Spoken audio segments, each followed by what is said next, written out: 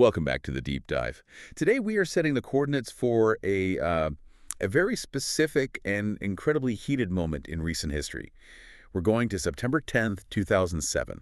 Right. The Iraq War is at an absolute fever pitch. The country is completely divided. The Bush administration is, feeling the pressure, and the whole atmosphere is just tense. It was a powder keg, Yeah. and then a single full-page ad appears in the New York Times, and it basically lights the match. We are talking about the infamous General Petraeus ad. General Petraeus, or General Petraeus. That was the headline. Imagine seeing that staring back at you over your morning coffee. It's a pun that has gone down in political infamy.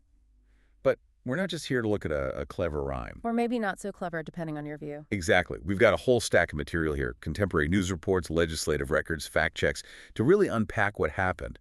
We want to understand how a print ad could target the commander of U.S. forces, General David Petraeus, right as he was about to give a pivotal report to Congress. It's a perfect case study for us. It sits right at that intersection of military reporting, media ethics, and really the weaponization of outrage. And the timeline is just wild. It goes from a newspaper ad to a full-blown Senate condemnation. Then a pricing scandal at the Times itself, a huge fundraising windfall. And then years later, this very quiet, almost Orwellian scrubbing of it from history. It's the complete life cycle of a political stunt. So let's set the scene. September 2007, why was the tension so high? Why did this specific ad cause such a meltdown? You have to remember the context of the surge. The Bush administration had sent, about 30,000 more troops into Iraq? Right, to try and stop the sectarian violence that was just spiraling out of control. And General Petraeus was the face of that strategy. He was the architect. So he was scheduled to come to Capitol Hill and report on whether it was actually working. The stakes were enormous. If he says it's working, the war continues. If he says it's failing, the pressure to pull out becomes, almost impossible to ignore. Precisely. The country was holding its breath. And MoveOn.org, which was this very prominent anti-war liberal group, they decided they couldn't just wait for the report. They wanted to discredit the messenger. Before he even opened his mouth, it was a preemptive strike. So they buy this full-page ad. Now, I want to get into the specific claims because they didn't just say the war is bad. They made a very personal, very specific charge against Petraeus himself. The core accusation was that a four-star general was, and I'm quoting here, cooking the books for the White House. Cooking the books. I mean, that's language you hear for corporate fraud, for Enron. It implies a deliberate lie. It does. A calculated manipulation of data to mislead the American people. So what were they saying he was faking?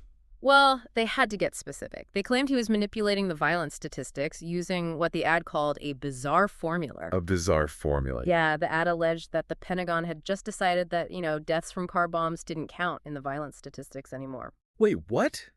A car bomb in a marketplace is the definition of violence.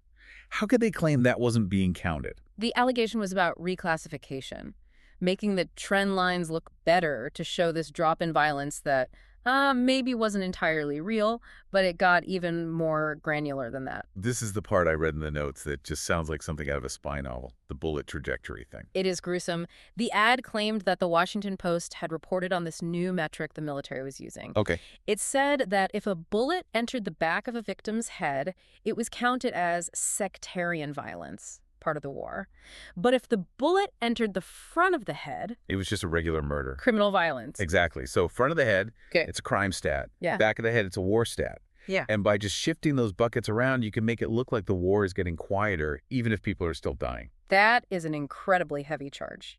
You're telling the public the top general is playing games with entry wounds to sell a war. They also argued that in some neighborhoods where violence had dropped, it was only because of ethnic cleansing.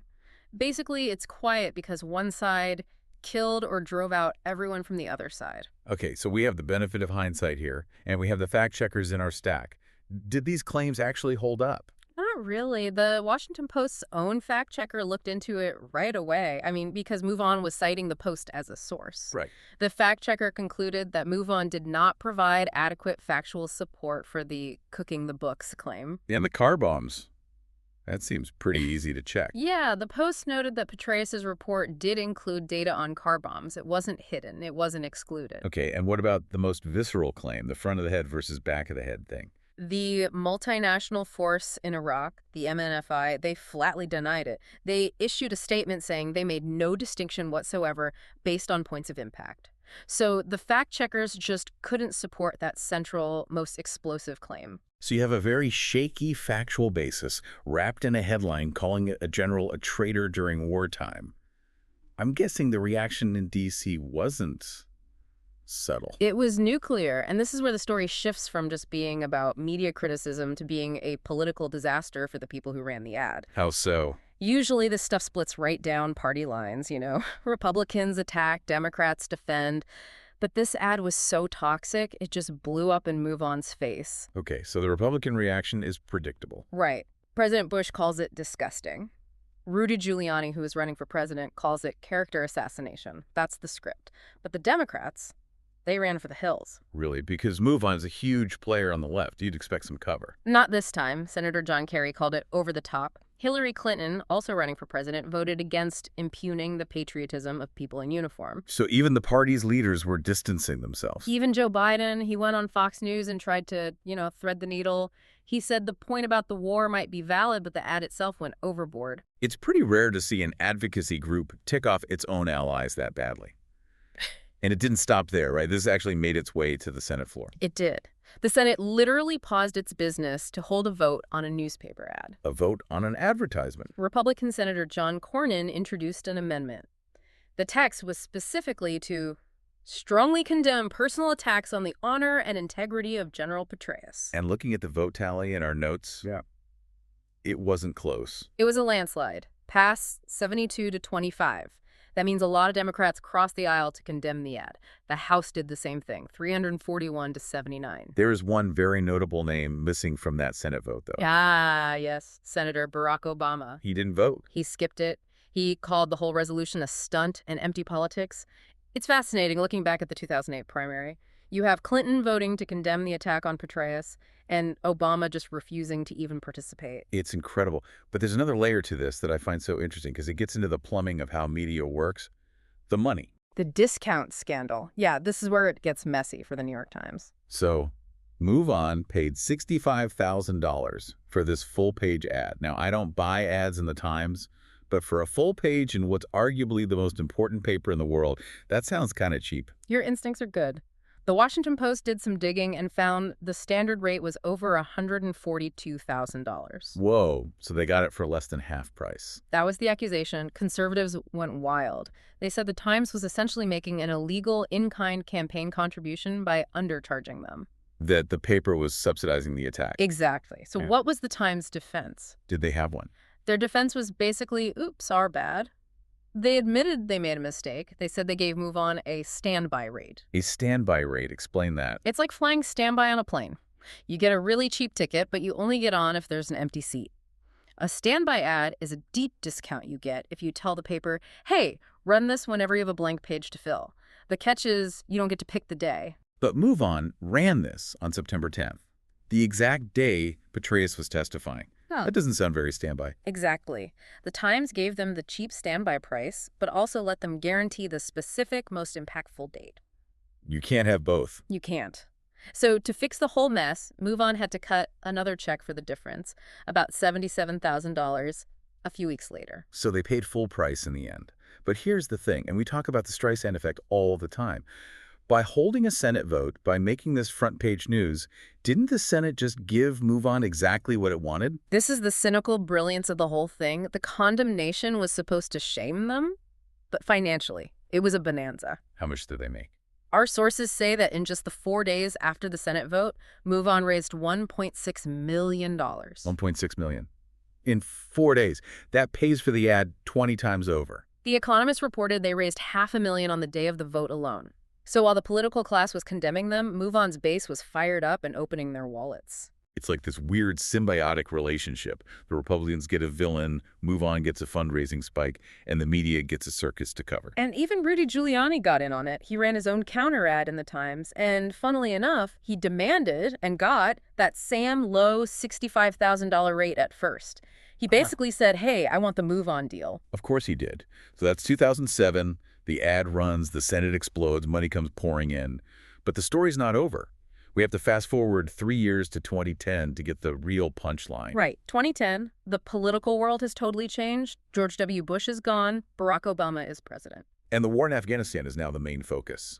What about General Petraeus? He's still a very big deal. In fact, when General Stanley McChrystal is forced out, President Obama needs a new top commander in Afghanistan. And who does he pick? He picks General David Petraeus. The very same man. The man MoveOn, called General Petraeus, is now the chosen nominee of the president they support. Which puts MoveOn in a really awkward position. I mean, they called this guy a traitor who cooks the books. Yeah. Do they double down? They do the opposite. On June 23, 2010, right after the nomination is announced, MoveOn quietly erases the General Petraeus web pages. They just scrubbed it. Completely. Any reference to the ad, the arguments, the cooking the books claims, gone. If you click the old link, you just got a page not found error. That is convenient. Commentators at the time thought so too. One writer said it was pretty darn funny just imagining the group scrambling to their computers to hit delete the second Obama made the announcement. It really shows you how situational this kind of outrage can be, doesn't it? It really does. When Petraeus was the face of Bush's war, he was a villain. When he became Obama's guy, the criticism wasn't just silenced, it was deleted. So, was the outrage ever about the principle of military accountability? Or was it just about which party was in the White House? The scrub kind of gives you the answer. It suggests the latter, for sure. So let's recap the whole mission here. We've tracked an ad that accused a general of faking data with these gruesome details about bullet wounds.